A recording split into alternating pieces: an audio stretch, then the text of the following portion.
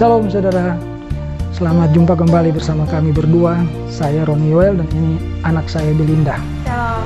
Saudara, dulu orang kalau mau percaya Yesus, mereka perlu membaca Alkitab.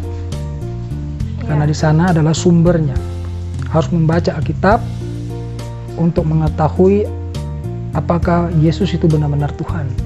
Tetapi hari ini dengan perkembangan teknologi saudara, sudah menjadi sangat mudah. Ya, artinya begini. Saudara tanpa membaca Alkitab sekalipun, ya, dengan searching di Google, dengan searching di YouTube, ya, saudara itu akan menemukan bukti-bukti sejarah yang menunjukkan bahwa Yesus itu adalah Tuhan. Iya. Gitu, ya. Jadi kalau sudah demikian keadaannya, maka pertanyaan sekarang, kalau masih ada orang yang masih mau menolak Yesus sebagai Tuhan, itu adalah sungguh celaka. Sebab kalau kita berbicara agama, kita tidak hanya berbicara bagaimana cara berbuat baik, tetapi tujuan utama kita itu adalah keselamatan. Untuk apa kita beragama kalau kita tidak sampai pada keselamatan hidup kekal di dalam kerajaan surga? Saudara tahu kenapa manusia itu butuh diselamatkan? Karena manusia itu berdosa. Mungkin bagi sebagian orang mengatakan bahwa saya ini nggak pernah berbuat mencuri gitu ya, tidak pernah maki orang, tidak berkata kotor. Saudara, saya mau beritahu, dosa itu tidak sebatas itu saja. Jadi dosa itu bukan sesederhana itu ya. Saya kan ngomongnya halus, manis gitu kan. Saya tidak merasa dendam dengan orang. Saya tidak pernah emosional. Bukan seperti itu. Yang dimaksud dosa di hadapan Tuhan itu adalah ketika pertama kali Adam dan Hawa jatuh di dalam dosa. Dan saudara tahu, dosa itu melahirkan kutuk. Nah, ini yang jadi persoalan mengapa Yesus Kristus harus datang menebus manusia agar kembali dapat hidup di dalam kerajaan surga. Saudara tahu, kalau saudara berbuat kesalahan, sebutlah, misalnya saya berbohong sama anak saya. Lalu saya kemudian mengaku kepada anak saya, wah maaf, saya berbohong tadi. Itu sederhana, bisa diampuni ya, bisa dimaafkan. Tinggal bilang, oh ya, kamu sudah mengaku, saya maafkan kamu. Tetapi kutuk ini tidak bisa dimaafkan begitu saja. Nah, itulah persoalan pentingnya mengapa manusia itu perlu bertobat, perlu mencari Tuhannya yang benar yang dapat menebusnya dari segala macam kutuk itu. Kutuk itu sudah mulai ada.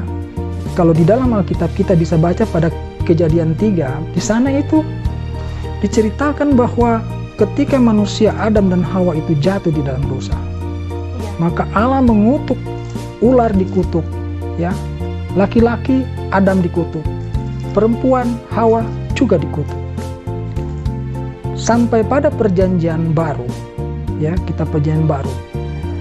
Di dalam Roma 3 ayat 23, di sana disampaikan bahwa semua orang telah berbuat dosa. Nah, bagaimanakah dosa itu dapat diampuni? Tidak ada satu manusia pun dapat mengampuni dosa orang. Itu yang saya bilang tadi.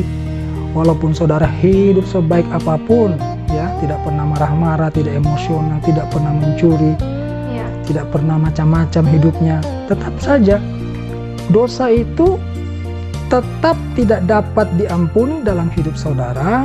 Artinya saudara tetap kekal di alam baka, di neraka. Karena dosa itu harus diampuni dulu untuk kemudian membuat saudara layak untuk hidup di dalam kerajaan surga. Karena dosa itu adalah terkait dengan kutuk. Kalau cuma kesalahan-kesalahan biasa itu kan diampuni, dimaafkan sama sesama kita memang bisa.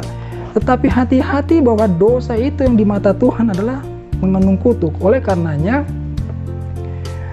ketika Kristus mati di kayu salib, ya, di dalam Galatia 3 ayat 13, coba dibaca. Galatia 3 ayat 13. Ayat 13.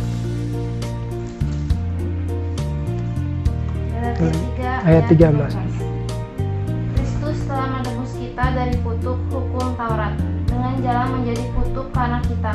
Sebab ada tertulis, terkutuklah orang yang digantung pada kayu salib. Jadi saudara jelas sekarang sudah mendengar sendiri bahwa Kristus itu menjadi kutuk, ya, untuk menggantikan kita yang terkutuk oleh karena dosa-dosa daripada Adam dan Hawa itu. Dosa seperti itu kan tidak bisa keluar dari dalam kodrat manusia itu, karena dosa itu kutuk, ya, sehingga dia tuh terus aja begitu melahirkan anak atau ada orang lahir lagi, itu kutuk itu terus ada di dalam diri seseorang. Oleh karenanya setiap orang yang belum kenal Yesus, belum hidup di dalam roh pimpinan Roh Kudus, dia terus akan berbuat kesalahan, berbuat dosa lagi. Kenapa? Benih dosa itu ada di dalam diri orang itu, belum dicabut. Makanya Yesus datang ke dalam dunia ini berkorban di kayu salib, menjadi kutuk menggantikan kita manusia, supaya kita dapat hidup kembali sempurna, ya, dengan kemudian kita menerima Roh Kudus daripada Allah, kita kemudian dapat hidup sesuai dengan maksud dan tujuan Allah. Nah, saudaraku yang kekasih, di dalam proses kita ingin hidup di dalam kebenaran, artinya kita ingin memilih keselamatan, pasti ada yang tidak senang. Saudara tahu oknum yang tidak senang bahwa ada seseorang hendak milih jalan keselamatan? Benar, iblis itu paling murka jikalau ada orang yang kemudian mengambil keputusan, saya ingin ikut Yesus supaya saya beroleh keselamatan. Padahal kalau saudara buka di dalam Alkitab, firman Tuhan di sana mengatakan bahwa setan aja kenal bahwa Yesus itu Tuhan. Coba dibaca di Matius 8 ayat 28 sampai 29. Matius 8 ayat 28 sampai 29. Iya. Setibanya di seberang, yaitu di daerah orang Gadara, datangan dari kuburan dua orang yang kerasukan setan menemui Yesus. Mereka sangat berbahaya sehingga tidak seorang pun yang berani melalui jalan itu. Dan mereka itu pun berteriak, katanya, "Apa urusanmu dengan kami, hai anak Allah?" Ulangi kalimat itu. "Apa urusanmu dengan kami, hai anak Allah?" Perhatikan saudara, itu kata-kata setan. Bertemu Yesus dia tahu. Hai anak Allah. Setan aja tahu Yesus itu anak Allah. Loh, kita kok manusia jadi sok tahu ya, mau mengatakan itu bukan anak Allah.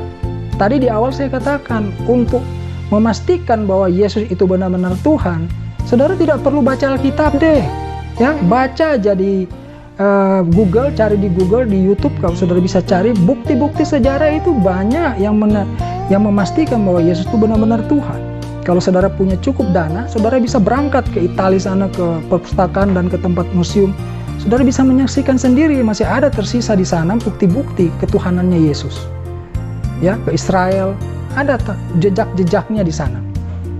Sampai hari ini banyak umat Kristiani yang berangkat ke sana untuk membuktikan dengan mata kepala sendiri apa yang tercatat di dalam Alkitab ini ternyata masih ada di lokasinya yang sesuai dengan Alkitab catat itu.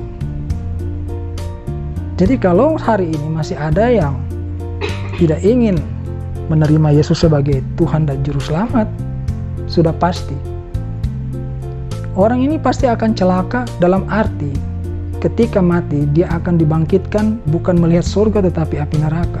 Bukan saya yang mengatakan itu, tetapi Alkitab ini, firman Tuhan yang mengatakan demikian. Kalau dulu orang mungkin masih bisa bilang bahwa Alkitab itu sudah dipalsukan, walaupun itu sudah berkali-kali dibantah juga, ya, karena setiap orang yang mengatakan bahwa Alkitab itu sudah dipalsukan, orang itu nggak pernah pegang kitab asli. Bagaimana bisa mengatakan Alkitab ini sudah dipalsukan? Sementara kita saja nggak pegang aslinya. Itu kan pemutarbalikan fakta. Dan pekerjaan untuk berdusta seperti itu adalah pekerjaan iblis. Itu trademarknya, ciri khasnya iblis, memutarbalikkan fakta.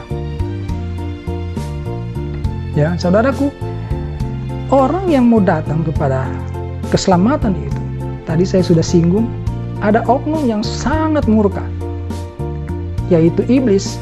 Dia tidak senang karena dia mau sebanyak-banyaknya orang masuk di dalam api neraka.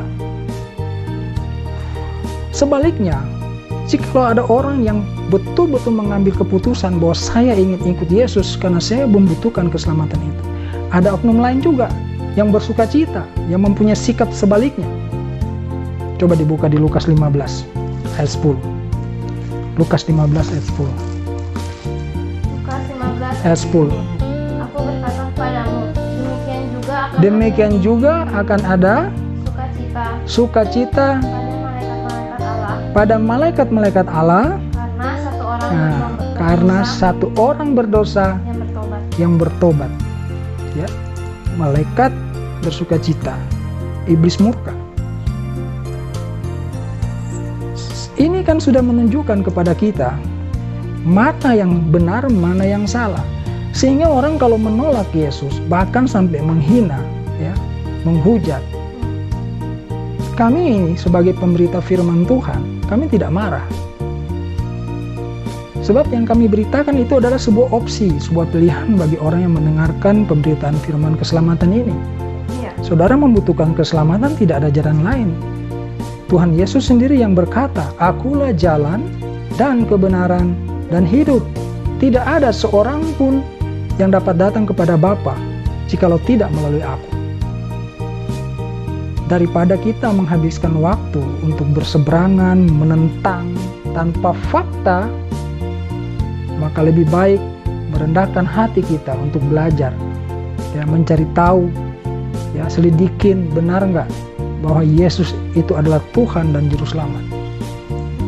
Kalau saudara tetap berhati keras, menolak keselamatan yang sudah disediakan oleh Tuhan Yesus, maka itu bukan tanggung jawab kami sebagai orang yang memberitakan, tetapi itu adalah pilihan saudara sendiri. Ya, saya ulangi lagi bahwa untuk hari ini membuktikan bahwa Yesus itu adalah benar-benar Tuhan, tidak seperti zaman dulu bahwa kita harus membuka Alkitab, kita harus membaca, ya, dari kitab ke kitab sampai kita mengerti bahwa benar Dia itu adalah Tuhan. Hari ini dengan perkembangan teknologi yang begitu rupa, kita dapat dengan mudahnya tanpa membaca Alkitab sekalipun kita bisa tahu Yesus itu Tuhan dengan bukti-bukti sejarah. Bahkan kalau saudara punya rezeki, punya uang cukup, saudara bisa berpetualang mencari langsung, masih ada. Kitab aslinya Alkitab itu masih ada. Yang kita baca hari ini memang itu adalah terjemahannya, tetapi terjemahan ini akurat, ya, bisa dipertanggungjawabkan. Jadi tidak ada yang dipalsukan, ya. Iblis murka kepada orang-orang yang mau diselamatkan, dan malaikat bersukacita jikalau ada orang yang datang kepada Tuhan mengambil keputusan untuk diselamatkan. Jadi ini adalah kabar baik bagi kita semua, ya. Sekali lagi, Yesus datang ke dalam dunia ini bukan untuk mendirikan agama. Dia datang sebagai Tuhan atas semua orang. Dan tujuan utama Dia datang ke dalam dunia ini menjadi wujud manusia itu adalah untuk menebus dosa manusia. Saya ulangi lagi, tadi di awal saya sudah jelaskan bahwa dosa itu melahirkan kutuk. Kalau kamu bersalah, salah ngomong, ya, sempat emosional, berdusta dan sebagainya, itu sesama kita mungkin bilang, "Oke, saya maafkan kamu." Tetapi kutuk, tidak ada seorang pun manusia yang dapat mengampuni kutuk atau dapat mencabut kutuk itu dari hidup manusia. Dan kutuk itu yang membawa kita kepada neraka. Oleh karenanya Allah harus bertindak melalui Yesus Kristus. Dia naik di atas kayu salib berkorban, menjadi kutuk di kayu salib untuk menggantikan kita. Supaya apa? Supaya setiap kita yang percaya kepada Yesus itu, dia boleh beroleh keselamatan yang Allah sediakan itu. Maukah saudara menerima Yesus sebagai Tuhan dan Juru Selamat? Itu terserah kepada saudara. Ya, kalau saudara masih ragu-ragu, jangan menghina, jangan menghujat. Ada baiknya saudara mencari tahu, belajar lebih lagi. Karena kalau saudara menghina, menghujat, saudara akan semakin jauh daripada kebenaran itu. Dan ingat, semua orang yang menolak Tuhan Yesus itu, upahnya itu neraka. Sebab Dia Tuhan yang mempunyai sorga. Tidak ada orang yang menolak Tuhan lalu bisa berada di dalam sorga. Terima kasih saudara sudah mengambil kesempatan dan waktu ini untuk mendengarkan apa yang kami sampaikan, kebenaran, kiranya menjadi berkat bagi saudara sekalian. Kita ketemu lagi pada pemberitaan firman yang lainnya. Haleluya, amin.